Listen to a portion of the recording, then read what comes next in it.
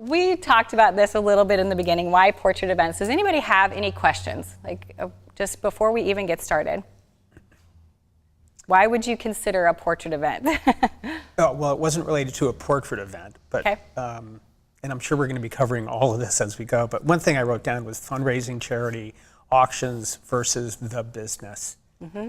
Because I get asked, we probably all do, stuff, auctions, charities, and love them. I want to do it, but I also I'm really concerned about growing my business and the financial piece of it. Yes. So I know you mentioned that earlier. So that's one thing. I'm like, how do you balance them? And how do you, and it sounds maybe strange to say, how do you convert that into profit? But that is such a good question. And we'll talk about this again on day 3, but I will throw this out there that I always tell everyone, we all want to give, that's part of human nature. I know for me, I need to give, that's just part of who we are. But you can't give a lot unless you make a lot. So make a lot of money first so that you can give a lot. And if you think about that first as a business person, I have to be profitable before I can give. That kind of helps put those events into place. And one of the things that when I host my charity events, and we'll go through that process, but when I do the charity events, I want to raise a lot of money for my charity. But I also have to be a business person and make money for my business. And so they're planned accordingly. We donate certain parts, I make certain parts. And nobody has to feel bad about that. The more that we can earn in our businesses, the more we can give. So that's a very good question, and we will definitely go through the whole process on Sunday. So, all right, so. Okay, we'll have actually something, okay. One more thing. First of all, no one can believe that you have a 26-year-old, so kudos to you for that. And also, can you say one more time the name of your blog that has the downloadable? Yes, it's phototalkforum.com and then /blog. So it's the blog, and I can flip back through, Stacy. Right there. Phototalkforum.com/blog. That's the Phototalk Forum is my forum that I have online. It's an online community for people really committed to growing their businesses. I know there's a lot of photography forums out there. I manage it, and so we have nothing negative going on. There's no rare about anybody or vendors. It has happened here and there, and I delete it. It's gone. So it's a very positive place, but very business oriented. So people wanting to grow their business, we're there. We've got a thread now about Real Kids, and definitely will be continuing this conversation there as well after this is over. But go there to the blog, and on the right, you'll find the business plan workbook and download that. One of the things that I hear a lot, I do a lot of consultations and mentoring with photographers. That's one of the things that I do and really enjoy. But one of the things that I don't enjoy are excuses. And I hear them a lot, especially these days when there is a photographer on every corner. There just is, period. We all have to accept that fact and figure out how we're going to be different, be unique, and then how we're going to communicate that. And we'll talk about that. But I want to throw this out there today to you that no matter what what you've got going on in your head, and things I hear are, well, the photographer down the street is cheaper and she's copying everything that I do. Or in my little town, nobody will pay that much money. Or if only I had a retail space. There's just all these excuses that come up. And we're going to go through some things today, but I want you to think about all the benefits to how you do business, where you do business, and who you do business with, and get rid of those excuses. Because if we can do that, we can look at the positives that are there that we can learn to communicate then to our clients and to the marketplace. So get rid of the excuses. Dennis Waitley said, there are two primary choices in life: to accept conditions as they exist or accept responsibility for changing them. And I think that's pretty powerful. And, in 2009, I could have said, you know what? Everybody and their freaking mother is a photographer. I can't compete. I'm sick of this. Everybody's copying everything I do. And, shut the doors and went to work at McDonald's. I don't know. I used to cut hair. I cut hair for about 10 years and owned a hair salon. And there are lots of days when I kind of feel like you know what? I never took hair home. You know, I got to go cut hair and went home and did my thing. I was with my kids. And, you know, but we have chosen this. And how can we make it the most positive thing? And so instead of sitting there and saying, well, I got to just accept this, I'm going to say, what can I do to change it? So just want to encourage you that as we go along here. Taking responsibility for things really gives you power. So take responsibility for the things that are around you and the responsibility to change them. And that's going to give you the gumption to be able to continue and go on. Failure is relative. You know, there's somebody that says, you know, makes an excuse or feels like they failed, and to somebody else, they would love to be there. Success is relative also. There's a little story about it was years ago, and a shoe salesman sent out his 2 best people to this remote area and said, go and sell shoes. And he gets a letter back from one of them, and it says, nobody wears shoes here. I can't sell any shoes. The next guy sends a letter back, and it says, nobody sells shoes here. What a great opportunity to sell shoes. You know, and it's all about perspective and how you look at things. It's all relative.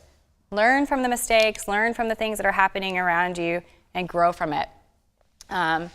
Or ignore it, get rid of it, you know? We've all got things that we have to deal with, and we all have things every day. And I don't know about you guys, but you guys all have kids here, right? Not Maylee? No? Okay. Everybody else, I know a lot of you out there, and whether you have kids or not, you've got somebody that's important to you, somebody that you're responsible to, even if it's a dog, you know, you've got friends, you've got a life that you want to live. And for me, excuse me, I went digital back in 2000, and that was a really early time to go digital. I had spent 3 or 4 years in film, and I'm a very non-technical person, and when you see me shoot tomorrow, you'll understand that I barely get how my camera works. I like things as simple as possible. But in 2000, I was still in that stage of running around with a Mamiya RB, so it's this big honkin' medium format camera that you look down in to shoot, and the image is backwards, so you're having to compose in it. And nobody ever told me I should put it on a tripod. So I chased kids around backyards with this thing, and that's how I started shooting. And so non-technical, and it so did not make sense to me that I would actually open up my PPA magazine or my rangefinder magazine, and I would say, okay, I'm shooting a family outside. This image was shot a family outside, and it says f5.6 at 125th, and I would set my camera and I'd go. I didn't know anything else. And there was no, automatic. There was no manual, or automatic. And so I was going and doing this for a couple years and somehow making it work. I don't know how. But in 2000, one of my friends had bought a Kodak 560, which is, if anybody had one of those back in the day, it's a doorstep now. I mean, it's junk. But the Kodak 560 was out, and it had started at $72,000, gone down to $32,000, and then come down to about $9,000, $10,000. And right at that stage, one of my very good friends had bought this Kodak 560, and we were at a convention, and we all went out and we were photographing together, and everybody had out their medium formats and their 4x5s, and they're shooting art, and I'm just there, doing my thing. And at that time, it was all boys because it was very still male-dominated in 99, 2000. And here's me, the girl who chases kids in the backyard. But we shot all this stuff, and then at the end, Craig drags out his digital camera. And my friend Michael Cerezo was with me at the time. He's a photographer in Omaha, Nebraska. And he was with me, and I wanted to shoot this digital camera, this new thing. And I came over and I started taking a couple pictures and could look at the back of the camera and see what was happening. And today, this is all like, duh, of course. But back then, this was crazy, that you could shoot and actually see what was going on. And Michael saw light bulbs go off for me. And so he said, I want you to stop it up 2 stops. I want you to do this, I want you to do that. and I started changing the things on my camera and actually being able to see what happened when I did that. And I left, we were at a graveyard shooting. I left that graveyard and said, I have to have a digital camera. And went back to the convention, and the next morning they had a swap and shop thing. I laid out all my Mamiya equipment on a table and bought all digital. Did it in a day. I called my friend Gary Box and said, what else do I have to have? And he said, you need a laptop, you need a projector, you need, I bought it all. And went not only digital, but crazy overnight. So, and that was back in 2000 when there wasn't anybody to help. There wasn't, you didn't have online workshops and all these, fun things to go to learn your gear. And so I literally learned digital crying in front of my computer. And that is a true story. I also opened up my first studio, my first 4 walls in 2000, and got really busy really fast. And it was at the time, there weren't a lot of, women photographing kids in backyards. It just, that wasn't the thing. It was more traditional portraiture and not the lifestyle stuff. And so it got very busy very fast. And while that now seems like that success thing, for me it was a lot of failure at that time because I did get so busy so fast. I opened up the studio. I had all this responsibility. I'd bought all this gear. I have 3 kids at home. And I crashed and burned. I mean, every single night of my life, I was at that studio. And I would go home at the end of the day, work all day, and I'd go home and my husband had actually quit his job to stay home with the kids so that I could run my studio, and which at the time seemed like a good idea, but it was not a good idea. I had a huge chip on my shoulder, had to prove something with this new business, and the success that came with it. And every night I would go home and I would play good mom. I would go and do dinner and homework and ball games and whatever I would need to do, and then I was back at work every single night of my life. And a lot of nights I would fall asleep at my computer, and wake up at 3, 4 in the morning and finally get myself back home so I could sleep a couple hours before taking the kids to school. And not a way to live. I hurt my family. I got divorced. It was a really hard crash and burn time for me.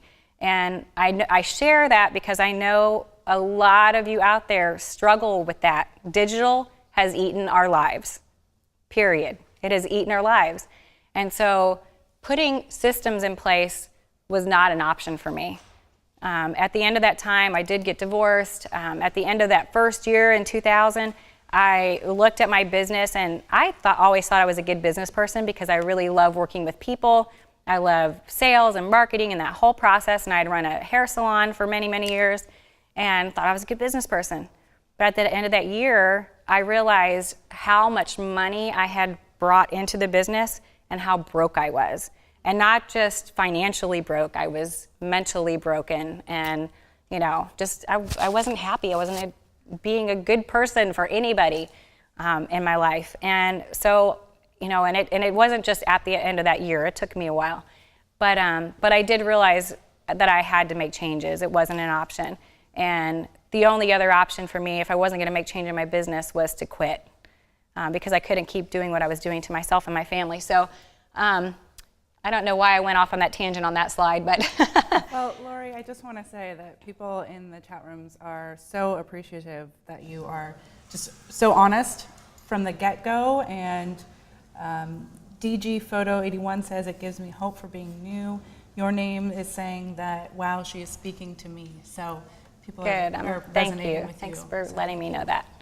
And I do share that because I do know that there are people that are sitting and I'll tell you the day that it really changed for me. My youngest one now is 14, and there was a night when I was at my computer, and my kids a lot of times came to my studio after school or whatever, and hung out and played, and I had a big space, and there was now in my studio there's even a basketball court. There's we have tons of space. But in the studio that I had then, I was sitting at my computer, and I may have even been at home one night, I don't remember, but I just remember Jackson coming to me more than once saying, Mom, when are you going to be finished? And I would say, just a few more minutes, just a few more minutes. And then he came back, okay, I'm almost done. And all of a sudden, and I don't know how many times it happened, but I looked and he was sleeping on the floor beside my computer. And I mean, my heart was broken. And, you know, and I stopped at that moment. I said, this has to change. I don't have an option to do this anymore. And so I'm going to share, you know, with you guys over the next 3 days, those changes that were made and how to make them, and putting a system in place for whatever you're choosing to do, whether it's portrait events or whatever part of your business. Systems make a difference. If you've got a system, you always have something to fall back on. And it doesn't mean that I don't have nights now where I'm up all night. But now when I do, I ask for permission, whether it's my boyfriend or my kids or whatever it is, whoever's at home there with me, I'm going to ask them, you know, and say, I need a night this week that I need to work. So, you know, and now Jackson's 14 and it's not as important to him that I'm with him every second. But it's still important to me that he knows this is when I'm working and this is when I'm not. This is when you can count on me. So we'll talk about a little bit about scheduling too. Find the solutions to your issues. List your opportunities. I'm a big believer in writing things down, and hopefully this week you guys in your workbooks, you'll write things down and really think about all the opportunities that are available to you and to your business. If you're not prepared to be wrong, you'll never come up with anything original. And I love this too. I love that, you know, we have to be prepared to go out there and make mistakes and to fail, if you want to call it that. I don't see mistakes or failure as failure. I see it as opportunity for growth and, you know, things that we can learn from the mistakes that we've made. So, and this is that business plan workbook. Hopefully some of you have already downloaded that. Make a plan for success. Writing those business plans and writing goals is a huge step in seeing what you want to have happen. If we can write those things down and, you know, always go back and look and see what you wrote down last year and 6 months ago.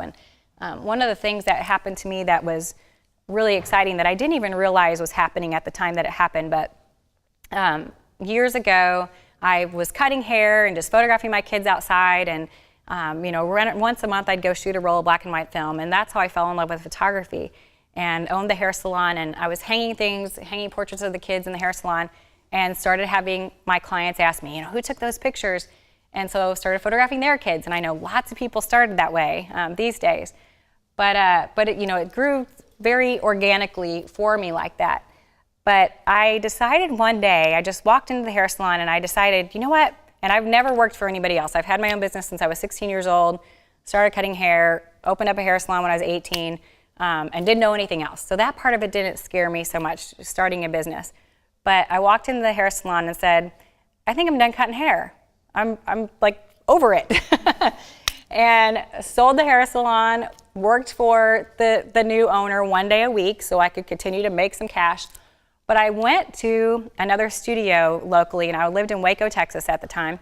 But I went to Tim Flanagan's studio in Waco, Texas, he was the one photographer that, you know, I was researching and checking everybody out and looking at everybody's work. And his work spoke to me. It was, you know, beautiful black and white. He had been trained from Tim and Beverly Walden, if you have ever heard of them. Also Dart and Drake, Tim Kelly were some of his influences. But loved Tim Flanagan's work. And so I went and knocked on his door one day, and I said, you know, introduced myself, and I said, I love your work, and, you know, can see this, and this, you know, happening with it. I would love to come and be here, and I just want to be in your space and be around you. And if you will let me, I will work for you for free, and I'll do your selling, your marketing, whatever you want me to do, back of the house stuff, I don't care, card negatives. I just want to be here. And at the time, Tim was there and his wife Sherry wasn't there, and he just kind of laughed and like, yeah, crazy girl, you know, thanks for stopping by. And but he did take all my information. And later that night, his wife called me and she said, you know, I know you met with Tim today. He was a little shocked by, you know, the offer of you coming to work for us for free. And she said, but I have to tell you, we've been praying for you. And you're exactly what we need, and we just didn't know how to look for you, and there you were. And so I did. I went to work for them for free. They still didn't pay me. But I worked there for about a year and got to be in their space.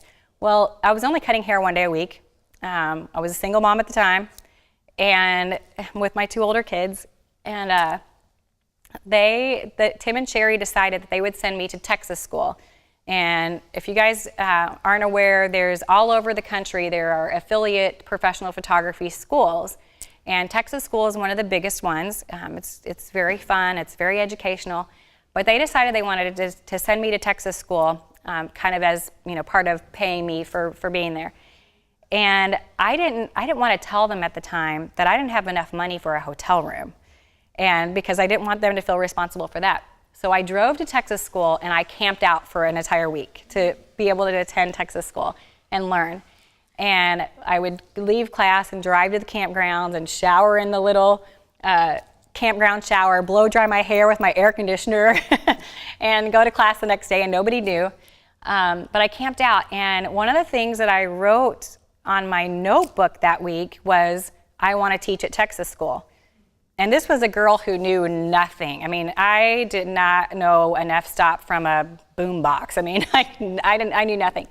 And I didn't even remember that. I don't think I ever, in my head, really aspired to be teaching and speaking and all that. But years later, when I was asked to teach at Texas school, went back to get my notebook out just to see, what I had learned, 4, 5, 6 years ago, whenever it was. And I pulled it out, and on the front cover of my notebook, I'd written, I will teach at Texas school. And, it's kind of almost that subconscious power that we have when something leaves our minds and our thought process and gets written down on paper, and it's so powerful. So, another tangent, you can, tell me, get back on track, Lori. But make a plan for your success and write those things down. Write down your goals. There's that download. Always trust your choices. Trust yourself and be more of you. There's all the time, going back to those excuses, people that are saying, if only I had this personality trait, or I had, or could do that, or could be this. Be more of who you are. That's where success comes, is when we don't think about the failures, we think about the successes, and about the strengths versus weaknesses. Always a little, little homework, I guess, I give is to write down your strengths. And that's one of the things in your workbook. Think about your strengths. And every single time I'm in a workshop, there's somebody that'll say, well, I'm this to a fault. And that's what they're saying is their strength. When instead of just communicating, I'm giving to a fault, which they're saying I get taken advantage of, right? Get rid of that to a fault. If you're a giving person, be more giving. That's where success comes from, is where you can be all that you can be. So think about the positives and the strengths and not the negatives. Abraham Lincoln said, most people are about as happy as they make up their mind to be. And I believe that's true, every day. And you hear, studies and read in, different things about laughing and the power of laughing and even smiling. You feel bad, put a smile on your face, and guess what? Your mental, it changes. So we're all about as happy as we make up our minds to be. Be the best you can be where you are with what you've got. And with this, I want to share one more story. I'm sorry I'm going off on little story tangents, but okay. We all wish and dream, and this is a little bit different than dreaming, but we all wish that if only this and if only that, and this would be my perfect circumstances. And it's okay to put dreams on paper, the things that you want to achieve and want to get to where you are. But I met with a group of girls monthly for a year, 6 photographers, and we all met together. We'd go to dinner, and sometimes we wouldn't even talk about photography or business. Sometimes we would. But we got together at one point, and I said, I want everybody to just sit down and write out their dream studio or your dream business situation and what that looks like. And let's just all put it on paper, and let's seal them up, and let's get them out in a year and look at them. And so we all sat down and played some music and drank some wine and hung out and just wrote out our dream studio. And about 3 months later, one of the girls called me and said, hey, when we get together on Thursday night, can you bring those Dream Studio papers? And I said, why? It's been 3 months. What are you talking about? And she said, just bring it. And so we got to the dinner table, and she took out her piece of paper and started reading it. And as she read it, she started, the tears started coming. And, and she just said, every single thing that I wrote down has happened for me. And I know it's because I wrote it down. I put it into, concrete on paper. This is what's going to happen. And doing that allowed me to start taking the steps to make that happen. And, so we all talked about it, and it was exciting, great. And some of the other girls started opening up their papers and reading them. And it got to me, and I'm supposed to be like the leader of this group, and I'm not really wanting to open mine. And it's, we get around and they, we're saying, well, open yours. And so I did, and I had put out this kind of dream studio, what my life was gonna look like after the kids were out of the house. Because at the time, that really was my focus. And while that was okay, to have that dream in that place, the lesson that I learned that day was to dream where I am. And, dream where you are, dream within your circumstances, the circumstances that you have today. What is the very best thing, very best circumstance, very best experience, all those things that you can make happen with what you're given at this moment. And so I learned the importance of dreaming where I am. And so I want to encourage you guys to do that as well, and not always be thinking about, if only. Well, in 5 years when the kids are in school, or when the kids are out of the house, or, whatever stage of life you're in right now. My youngest is a freshman now in high school, and I don't want to dream 5 years down the road. I cannot stand the thought of not having a baby at home. And I used to always think, what happened? I don't remember life before kids. I really don't. And what's going to happen when I don't have Jackson at home anymore? And now I know you have grandkids. That's what happens next. So, but dream where you are. So all that leads to the state of our industry. Anybody have any comments about that? What you think about what's going on with our industry right now? Yeah, absolutely. I mean, you hit the nail right on the head by saying like everybody and their mom is a photographer. And what blows me away is there are so many moms who become photographers after having children. Mm-hmm. And I mean, that's kind of my situation, but I've been shooting since I was a little kid, so it was kind of just a natural progression. I decided to go into business after I had kids because they just kind of drew me into it. How old are your kids? I have a 3-year-old boy and a 5.5-year-old girl. So my kids are pretty young still. So what you were talking about a second ago about, dreaming where you are really, really hit home for me, because I'm always thinking, okay, when they're in school, I can do this. But now I have 3 days a week where they're both in school at the same time for a little block of time, and I am working more, and I'm working during that time, and it's awesome. And I'm just kind of trying to mold my goals around that, and so that's hugely Kristen, impactful. are you home-based studio? Yes, yeah, and I travel to people. I mean, I just recently converted my living room to a studio for a glamour shoot the other day, and it was very successful, and so there's potential, definitely, for that. But anyway, it's really hard to break past that, the availability of high-end equipment to consumers and people who are like, oh, I can use this, that means I can go into business as a photographer. And just getting past that is just, it's like a phenomenon, mom-tographers, Yes. And there are a lot of them in my community, and I definitely am at the point where I need to stand apart, and I do stand apart, but I need to start, fine-tuning that more. So, and that's good, and that's a really good point. And I want to tell you too, Kristen, that everybody feels that. Everybody feels that, no matter what level or stage you are in. Everybody feels it, and we are going to talk about some ways to set yourself apart and be different than the momtographer, and I'm a momtographer. I don't say that with a disdain at all. No, not at all. But everybody feels it. The fact is that everybody can be a photographer these days, and lots of people are, and it's an easy entry. There's a lot of people who either have left corporate jobs like Ernie, or moms that their kids are now in school and they need to make a few extra dollars, or whatever it is. Everybody can, and everybody can take nice pictures. We used to be able to compete on the fact that I'm the best photographer in town, and that's never come out of my mouth. But I'm saying, as photographers in general, that could be a competition. That could be something that you can compete on. It's not the case anymore, because everybody can be a decent photographer, and we all know that even the ones that aren't, even the crappy photographers, get 100 posts on their Facebook page. Oh, that's the most amazing picture I've ever seen in my entire life. Yeah, we that's all more what see I'm it. speaking towards. Yes.